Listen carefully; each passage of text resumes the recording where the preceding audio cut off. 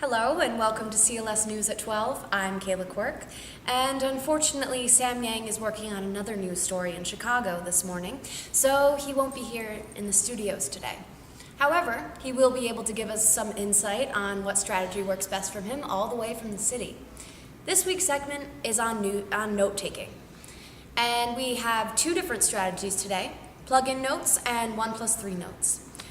First, we have Hyun Lee, Ryan Winter, and myself with 1+3 notes.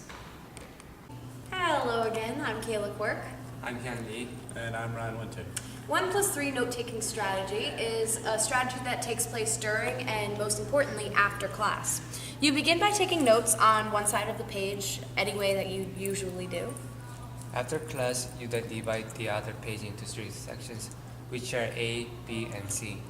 Section A you fill with keywords or terms that you discussed in your notes. Section B you fill with the graphic organizer. And Section C you fill with anticipated test questions. I'm a visual learner, so I really enjoyed this strategy because it required me to review my notes and to look for possible test questions, as well as make my notes more visually memorable. For one of my courses, I have a lot of terms that are very similar in definition, so by making the 1+3 notes, I was able to come up with like keywords that would remind me of what each definition is. Since I'm a reading and writing learner, it was very useful to me because I could write my notes in class and reread them afterwards. As a visual and kinesthetic learner, I found this helpful because there's the visual aspect with the graphic organizer and the kinesthetic aspect with just writing it all down. So overall it just helped. It's a good review to go over your notes in class and help to anticipate questions. And that's all we have for today. Thank you. Thank you. Now, wasn't that interesting?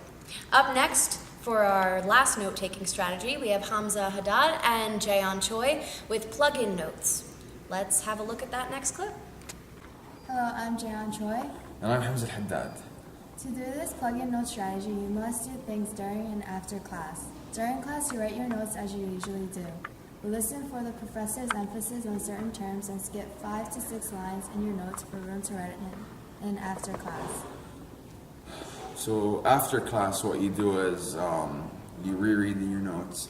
You make 5 to 10 questions that you think the professor will ask and add those to the end of your notes. So basically, what I did here is I made a table and I filled in 7 questions for my SOM 122 class. The topic was about teamwork and all that, so as you can see, I wrote many questions involving teams and all that. And by the end of the week, you have to make sure that you fill in the answers. So if you go down here, you can see I filled out all the answers. And it's a good study method, I guess.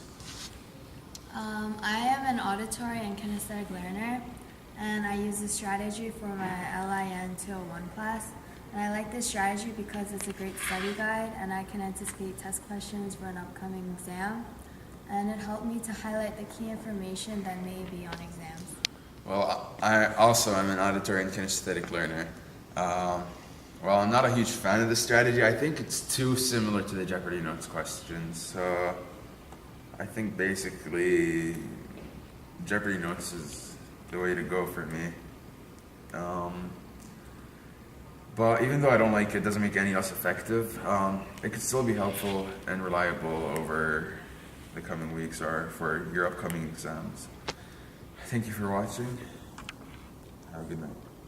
Now we have Sam Yang all the way from Chicago telling us how he liked the plug-in notes note-taking strategy.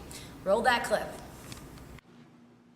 Hi Kyla, this is Sam. The strategy that I use for this week is plug-in notes. I use this note for illustration 265 class. This is how I organize my notes.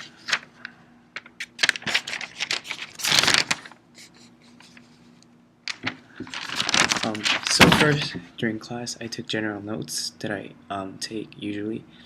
And then after class, I reread my notes and wrote possible test questions. And at the end of this week, I took out my plug-in notes and answered them. Through doing this, I was able to visualize all the study materials in OneNote. This helped me a lot as I'm a visual learner. Overall, I'll be using plugin notes a lot from now on because it helps me to be a better note taker. Thank you. Thanks again for choosing CLS News at 12. Please stay tuned for our reading segment next week. I'm Kayla Quirk. See you again next week.